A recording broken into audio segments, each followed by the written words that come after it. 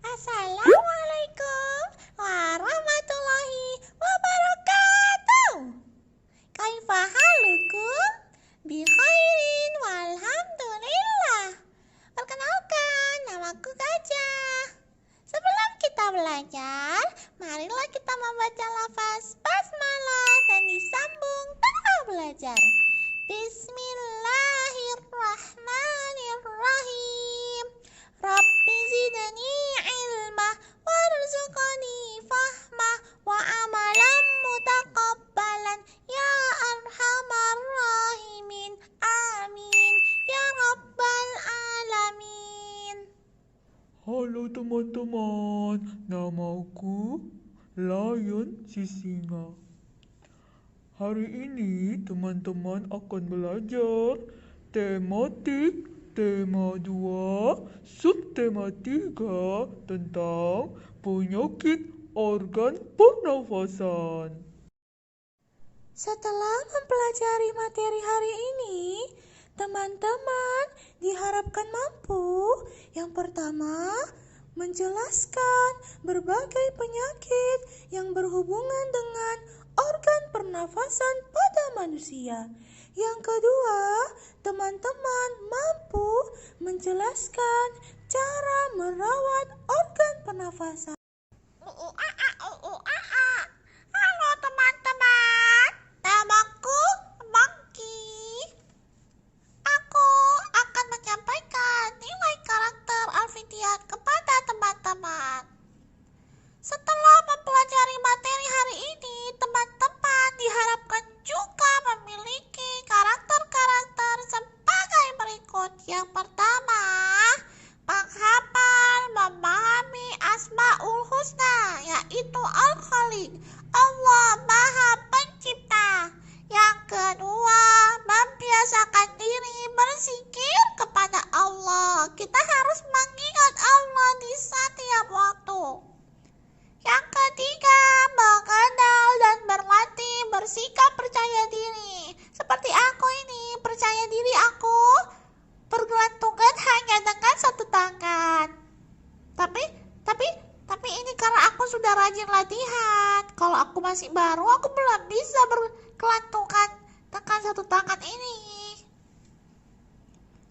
Yang keempat, gemar membaca, menulis, dan bercerita. Yang kelima, belajar mengaitkan Al-Quran dengan kehidupan sehari-hari. Pelajaran teman-teman hari ini akan berhubungan dengan hadis yang akan aku sampaikan, yaitu hadis dari Baihaqi. Agama Islam itu adalah agama yang bersih atau suci, maka hendaklah kamu menjaga kebersihan. Sesungguhnya tidak akan masuk surga kecuali orang-orang yang suci. Dari hadis ini dapatlah kita ketahui bahwa kita dianjurkan untuk menjaga kebersihan agar organ tubuh kita tetap sehat dan tidak akan mengalami penyakit. Seperti itu teman-teman. Assalamualaikum anak-anak cerdas. Saya akan menjelaskan kepada anak-anak sekalian beberapa penyebab penyakit organ pernafasan. Penyakit organ pernafasan biasanya disebabkan oleh 3 faktor. Yang pertama, faktor fisik. Yang kedua, faktor lingkungan. Yang ketiga, faktor penyakit. Kita akan bahas yang pertama, faktor fisik. Faktor fisik ini dapat berupa kelainan organ pernapasan bawaan dari lahir. Contohnya bayi-bayi yang lahirnya lebih awal atau sering disebut bayi prematur. Bayi prematur biasanya memiliki beberapa kelainan atau penyakit bawaan. Salah satunya adalah kelainan pada organ pernafasannya. Karena bayi-bayi yang lahir lebih awal, organ-organ tubuhnya belum berkembang secara sempurna. Maka dari itu, dia akan mengalami beberapa kelainan pada organ-organnya. Yang kedua adalah faktor lingkungan. Faktor lingkungan dapat berupa lingkungan kotor, asap kendaraan, asap pabrik, dan asap rokok. Faktor lingkungan ini dapat menyebabkan beberapa penyakit, contohnya penyakit emfisema, dan asma. Yang ketiga adalah faktor penyakit. Faktor penyakit dapat berupa virus atau bakteri yang menyebabkan terjadinya penyakit. Apa itu virus dan bakteri? Virus dan bakteri adalah penyebab utama terjadinya penyakit pada manusia. Contohnya adalah bakteri penyebab penyakit TBC. Sedangkan virus menyebabkan penyakit flu, COVID-19, dan terakhir penyakit bronkitis. Assalamualaikum anak-anak. Saya akan menjelaskan kepada anak-anak beberapa penyakit pada organ pernafasan. Yang pertama, saya akan membahas namanya penyakit emfisema. Penyakit emfisema adalah penyakit kerusakan pada dinding alveolus. Ayo, siapa yang masih ingat apa itu alveolus? Ya, benar sekali. Alveolus adalah organ pernafasan yang berfungsi untuk pertukaran oksigen dan karbon dioksida. Ketika orang mengalami penyakit emfisema, maka alveolusnya akan rusak. Bisa anak-anak lihat pada gambar perbandingan antara alveolus orang yang tubuhnya sehat atau normal dan orang yang mengalami emfisema.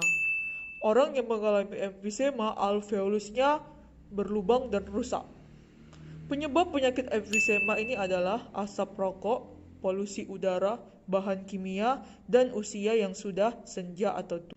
Yang kedua ada penyakit asma. Penyakit asma merupakan kelainan berupa penyempitan saluran pernafasan.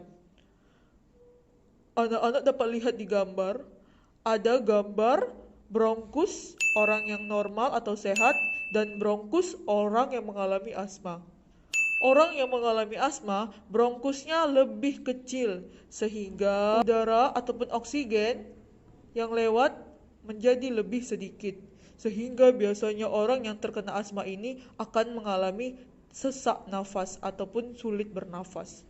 Penyebab dari asma ini adalah alergi, debu, bulu, atau perubahan cuaca. Yang ketiga adalah penyakit influenza atau flu, yaitu penyakitnya berupa bersin-bersin, demam, dan pilek. Penyebabnya adalah virus influenza. Kemudian ada penyakit yang sedang terkenal di dunia, yaitu COVID-19. Penyakit COVID-19 ini menyebabkan gangguan pada sistem pernafasan, infeksi paru-paru yang berat, hingga berujung pada kematian. Penyebabnya adalah virus corona. Virus corona inilah yang menyebabkan kita harus belajar dari rumah. Maka dari itu, anak-anak apabila ingin keluar rumah, jangan lupa memakai masker. Yang kelima ada penyakit tuberkulosis atau disingkat dengan TBC. Adalah penyakit berupa bintil-bintil pada dinding alveolus. Bintil-bintil ini semakin lama akan semakin banyak dan menyebabkan kerusakan pada paru-paru. Penyebab penyakit TBC ini adalah bakteri Mycobacterium tuberculosis. Dan yang terakhir, yang keenam, ada penyakit bronkitis, merupakan gangguan infeksi pada bronkus. Masih ingat? Bronkus bercabang menjadi bronkiolus. Di ujung bronkiolus ada alveolus. Penyebab bronkitis ini juga adalah virus. Orang yang mengalami bronkitis, maka bronkusnya akan penuh dengan lendir. Bisa anak-anak lihat pada gambar, bagian atas adalah bronkus orang normal, sedangkan bagian bawah adalah bronkus orang yang mengalami bronkitis. Saya akan menjelaskan kepada anak-anak sekalian bagaimana cara memelihara organ pernafasan. Caranya ada 10. Yang pertama, dengan makan makanan yang bergizi. Makanan 4 sehat, 5 sempurna. Dan mengurangi makanan-makanan yang mengandung gula. Yang kedua, berolahraga secara teratur. Bisa jogging, bisa senam, bisa goes atau bersepeda. Yang ketiga, dengan istirahat yang cukup. Istirahat yang paling baik untuk tubuh kita adalah tidur. Sesuai dengan sunnah Rasul, ketika tidur, maka posisinya harus miring ke arah kanan. Tapi tidurnya itu nggak boleh berlebihan ya, jangan sampai bangunnya kesiangan. Yang keempat, caranya dengan tidak merokok dan menghindari asap rokok. Rokok itu banyak sekali kerugiannya bagi tubuh kita, terutama paru-paru kita. Maka anak-anak, jangan merokok dan hindarilah asap rokok. Yang kelima, menggunakan masker jika keluar dari rumah. Karena lingkungan kita itu banyak sekali mengandung asap ataupun debu-debu ataupun kotoran yang tidak baik untuk paru-paru kita. Dan terutama sekarang lagi pandemi virus corona. Maka kita harus menggunakan masker jika keluar dari rumah. Yang keenam, membersihkan rongga hidung kita secara teratur. Karena udara ataupun oksigen pertama kali masuk ke dalam tubuh melalui rongga hidung kita.